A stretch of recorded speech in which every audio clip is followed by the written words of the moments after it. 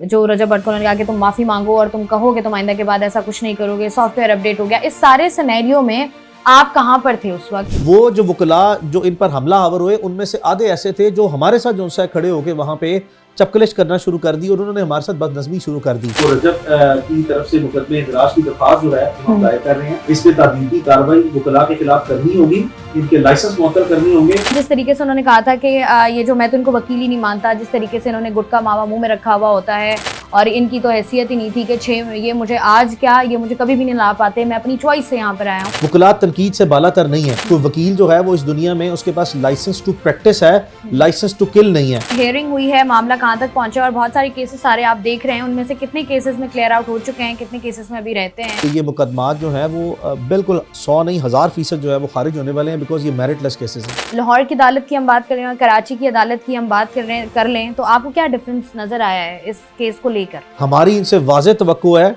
कि इसको ये पब्लिकली स्ट्रांगली कंडेम करेंगे। कि आज जो हाथ है अदालत में हुआ है, आप उसके बारे में मुझे बताइए कि हुआ क्या? जब वो नीचे बैठा तो उसने कहा कि मैं इसको तोड़ दूं, तो मैंने उसको कहा कि नहीं, तुम्हें बहादुरी दिखानी होगी। अचानक से आप ये किस चक्कर में फंस गए जहाँ पर जो है वो अदालतों के चक्कर भी लगाने पड़ रहे हैं? कभी जिंदगी में सोचा था कि अदालतों के चक्कर भी लगाने पड़ेंगे? रजब ने उसके खिलाफ जो स्टेटमेंट ली वो उसकी बनती थी, मैं उसकी स्टेटमेंट के साथ खड़ा हूँ। टिकटॉकर नौसरबाज वकील हमारी सोसाइटी में आ गए हैं जो सिर्फ अपने व्यूज के चक्कर में हम फेमस लोगों के पीछे पड़ के अपना मंजन बेचते हैं लोगों के अंदर। आप तो काफी टाइम से लंदन में ही हैं, तो आपने साथ आने का फैसला भाईचारे में ही किया? हमने पिछले कुछ 3-4 महीनों में कोई ऐसा दिन नहीं कि जिस दिन हमने मियां साहब को फोन किया हो कि खुदा के लिए हमें बुला लें। तो आपको लगता नहीं है कि उस जिम्मेदारी में कहीं ना कहीं कोताही तो हुई है? ऐसी बातों का सम टाइम निकल जाना और इसके ऊपर साथ में जो एडिटिंग होती है वाली टीम होती है उसको भी देखना चाहिए। सम टाइम वो भी इसको बेध्याना कर देते हैं। ज्यादा चोटें तो नहीं आई?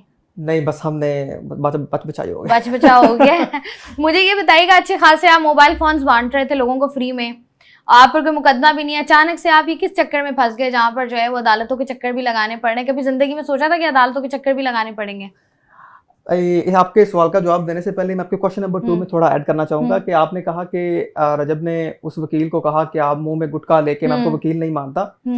असल में वो जो वकील था वो पिछले कुछ महीनों से जो एक बेसलेस FIR उसने करवाई, उसके बाद वो मुसलसल जो रजब को टारगेट करता आ रहा था कि मैंने तुम्हारा पासपोर्ट ब्लॉक कर दिया, मैंने तुम्हारा नाम ये कर दिया। उसकी हर वीडियो में रजब फैमिली होती थी और इवन के वो अपनी गुफ्तगू को बहुत पर्सनल ले गया था, इवन के वो उसको पैन भी लाकर इस तरह की गुफ्तगू करने लग गया था। ठीक है, लेकिन इतने महीने भी रजब भट्ट ने कोई रिस्पॉन्स नहीं दिया। रजब भट्ट अपना लास्ट पहली तारीख पे वो अपने हमारे वकील साहब के साथ वो पेश हुआ, वो वहां से चला गया, लेकिन वो वकील फिर बाज नहीं आया।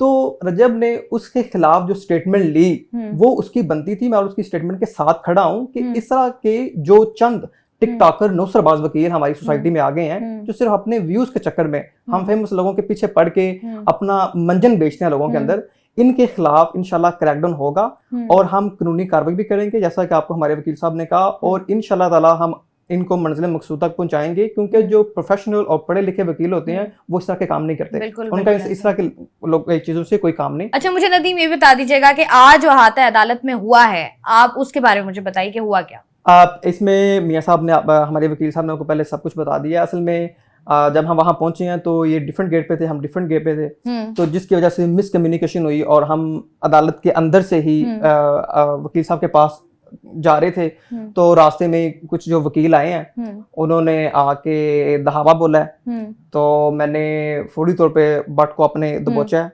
और उसको मैं साइड पे किया है, और जब वो नीचे बैठा तो उसने कहा कि मैं इसको तोड़ दूं, तो मैंने उसको कहा कि नहीं, तुम्हें बहादुरी दिखानी होगी और तुमने यहीं रहना मेरे पास। तो वो वहीं बैठा रहा और वहां को तकरीबन 50 सेकंड गुजरे होंगे और उसी पीछे से आए मियां साहब आए हैं, इन्होंने आके पूरे अग्रेसिव से भट्ट को पकड़ा है और मुझे ऐसे साइड पे किया और इसमें उन्होंने पूरा जो है ना जहाँ पे वकील थे उनका से पुश किया पीछे और वो दलेरी के साथ ये हमें अपने ऊपर ले गए हैं और कोर्ट रूम में वहाँ हाजिर लगाई और फिर मियां साहब हमें ले गए ऊपर अपना कमेटी रूम में, वहाँ बैठे हैं और वहाँ पे किसी उन्होंने कहा, उन्होंने रिक्वेस्ट की कि माफी वाली वीडियो, तो मियां साहब ने उनको क्लियर स्टांस किया कि कोई किस्म कोई माफी वाली वीडियो नहीं, जो भी होगा नेक्स्ट प्रोसीडिंग में होगा। और उसके बाद मियां साहब ने वहाँ से लिया, हम बाहर निकले और निकले। चलिए अब बात हूँ आपके क्वेश्चन की तरफ कि मैं असल में जब मेरे ऊपर और रजब के ऊपर FIR थी NCCI की तरफ से जो भी बोगस FIR डाली गई थी, उस पर भी हमारे वकील साहब मियां साहब है, तो मैं भी लंदन चला गया भट्ट के पास।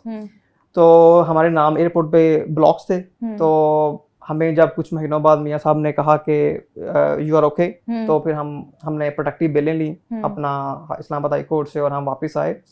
तो उसी दौरान जो थी हमारी जो दोस्ती थी वो भाईचारे में बदल गई रजब के साथ। हमने एक दूसरे का मुश्किल में साथ दिया।